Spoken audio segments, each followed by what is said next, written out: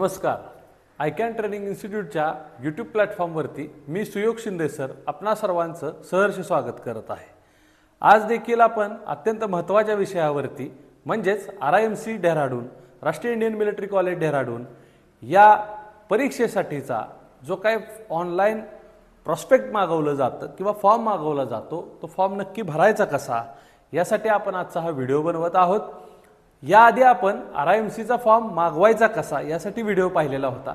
बऱ्याच पालकांनी ते फॉर्म व्हिडिओ पाहून ऑनलाईन मागवून घेतले.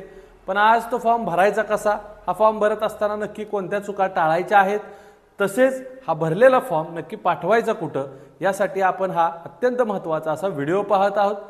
व्हिडिओ शेवटपर्यंत पहा आणि आमच्या आयकॅन ट्रेनिंग इन्स्टिट्यूटच्या चॅनलला लाईक आणि सबस्क्राईब करा.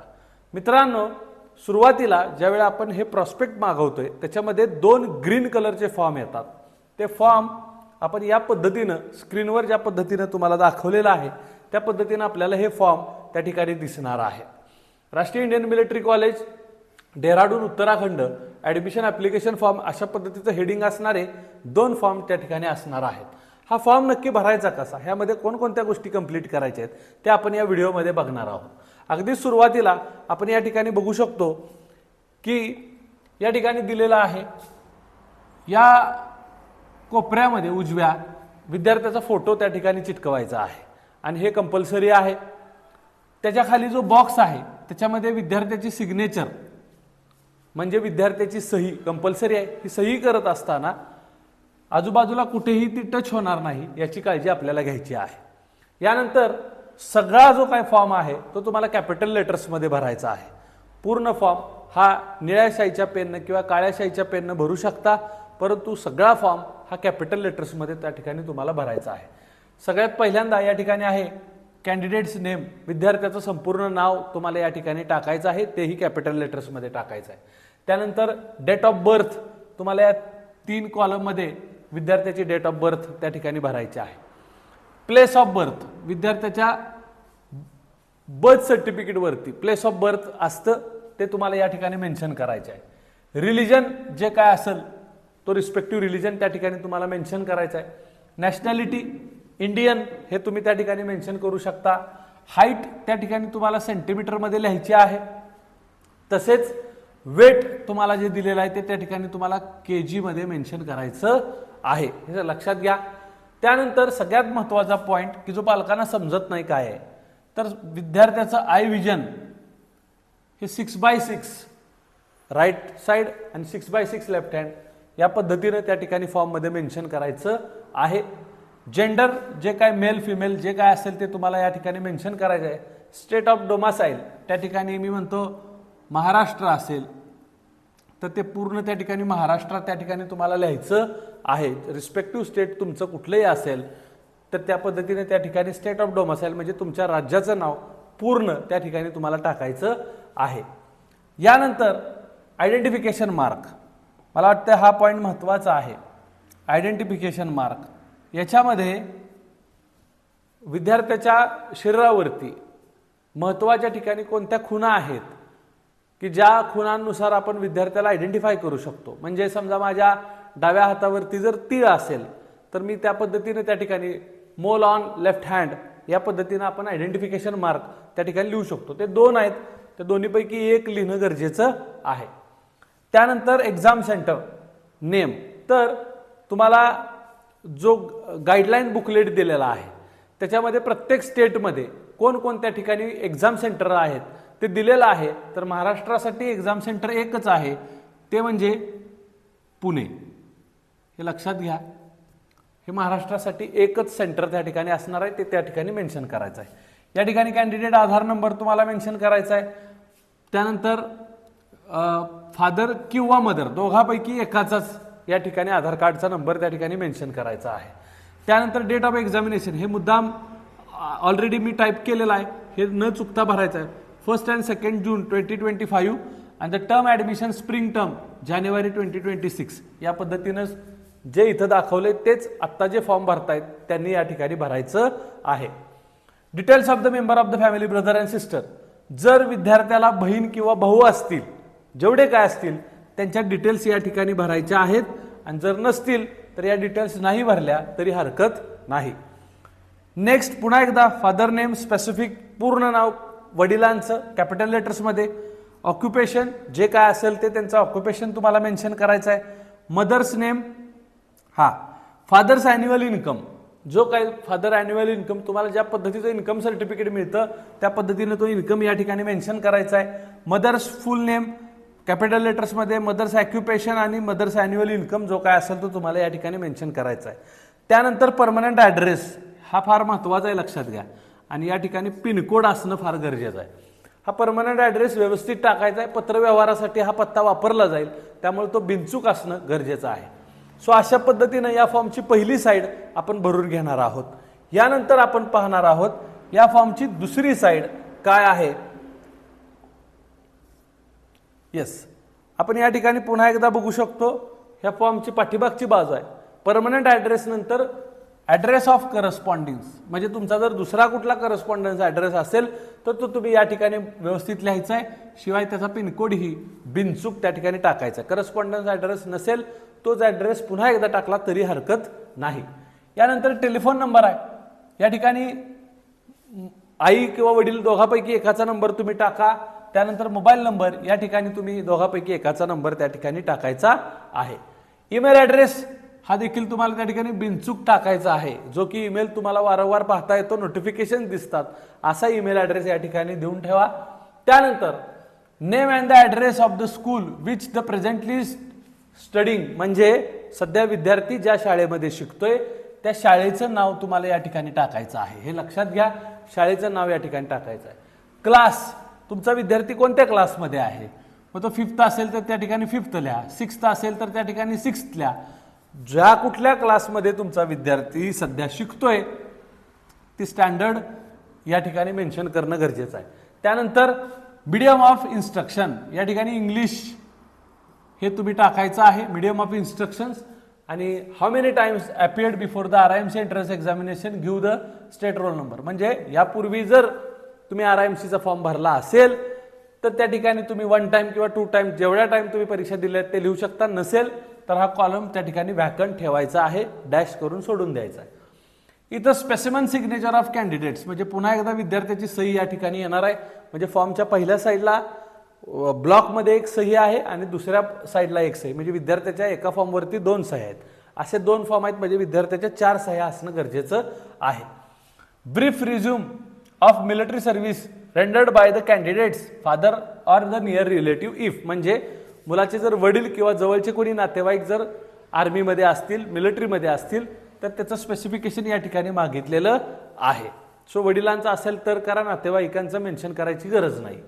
Special achievements in the sports candidate, म्हणजे काय तर तुम्हाला या ठिकाणी नॅशनल गेम, स्टेट लेवलचे गेम असे जर काय अचिव्हमेंट्स तुमच्या असतील तर तुम्ही या ठिकाणी मेन्शन करा. अदरवाईज तोही कॉलम तुम्हाला त्या ठिकाणी व्हॅकंट ठेवायचा आहे.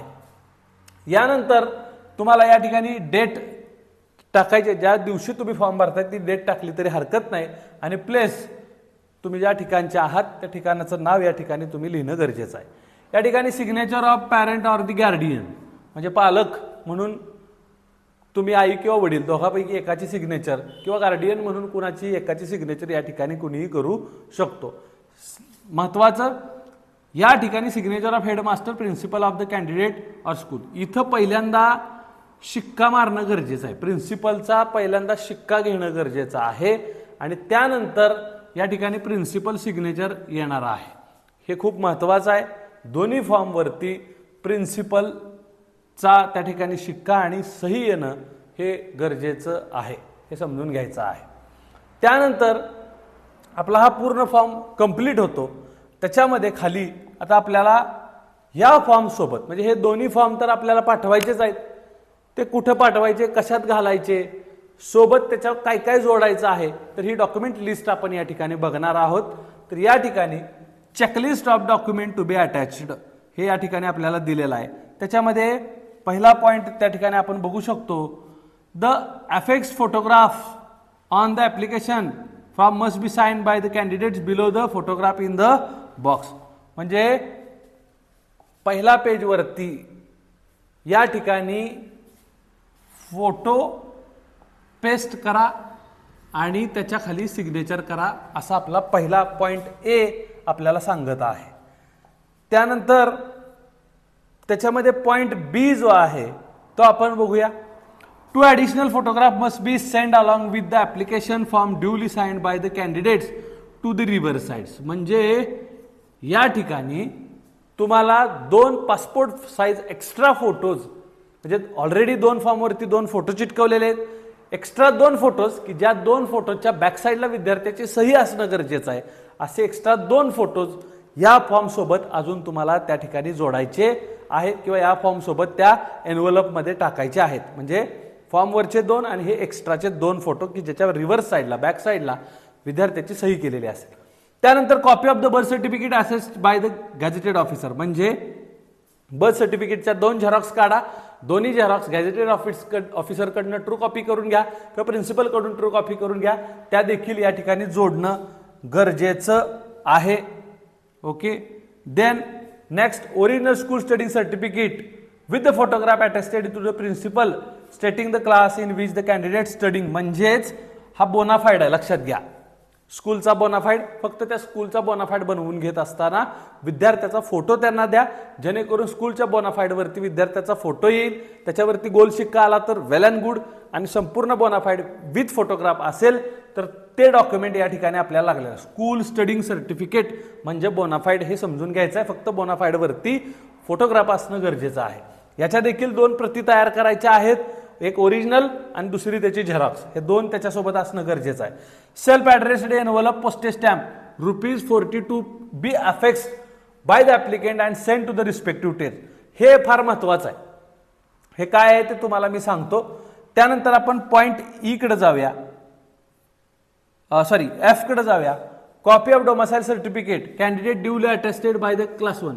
जसं आपण बर्थ सर्टिफिकेटच्या ट्रू कॉपी बनवल्या 2, अगदी त्याच पद्धतीने डोमिसाइल सर्टिफिकेटची सुद्धा 2 झेरॉक्स ट्रू कॉपी बनवून त्याच्यासोबत जोडायच्या आहेत. Copy of candidate Aadhaar card, हा अजून एक महत्वाचा पॉइंट राहिला.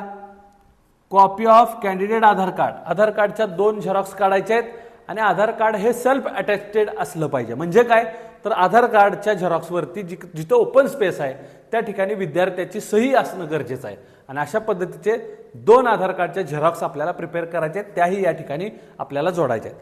आता यामध्ये राहिलेला जो पॉइंट आहे तो point E, self addressed envelope, हा काय आहे तो आपण आता पुढच्या स्लाइडमध्ये समजून घेणार आहोत. मित्रांनो, या फॉर्म सोबत तुम्हाला 2 एनव्हलप मिळणार आहेत. त्या एनव्हलप बद्दलची ती माहिती त्या ठिकाणी आपल्याला दिलेली आहे, काय आहे ते आपण समजून घेऊया. येस,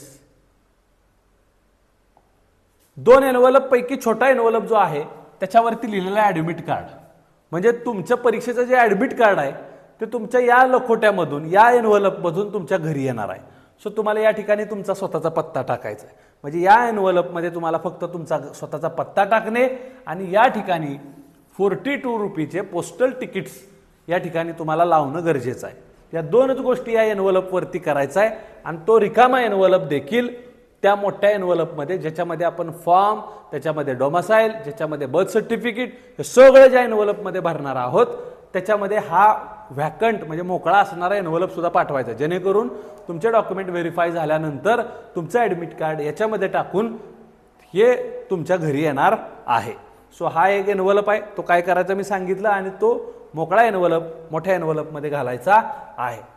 यानंतर आपण दुसरा त्या ठिकाणी एनव्हलप कसा असेल तो बघूया. येस, हा सगळ्यात महत्त्वाचा एनव्हलप आहे की ज्याच्यामध्ये आपण हे सगळे डॉक्युमेंट एकत्र करून, म्हणजे बर्थ सर्टिफिकेटचे 2 डॉक्युमेंट, ओरिजिनल ग्रीन कलरचे 2 डॉक्युमेंट, 2 फोटो ज्याच्यावरती रिव्हर्स साईडला आपण साईन केलेले आहे, त्यानंतर बोनाफाईड प्लस त्याची झेरॉक्स, हे सगळं जे काय आपण चेकलिस्टमध्ये बघितलं ते सगळं याच्यामध्ये भरायचं आहे, लक्षात घ्या.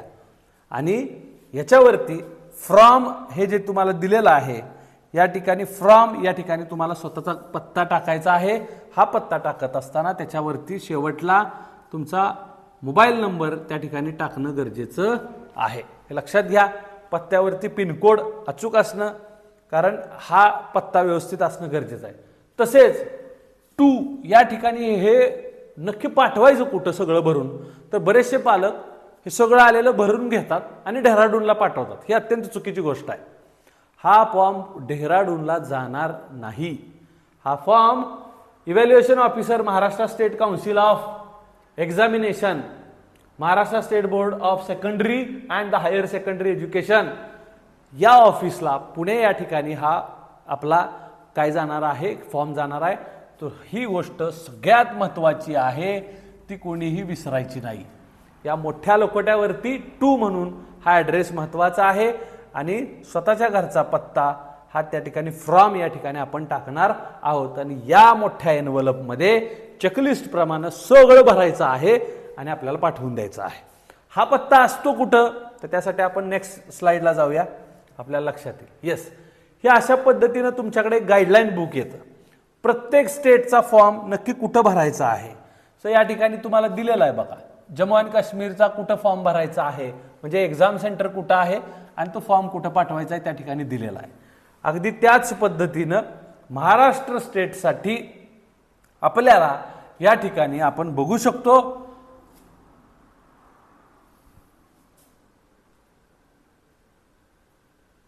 Just weight. येस, महाराष्ट्र स्टेटसाठी आपण या ठिकाणी बघू शकतो, आपण येस 24 कॉलममध्ये आहे. या ठिकाणी महाराष्ट्र पुणे हे तुम्ही बघू शकता.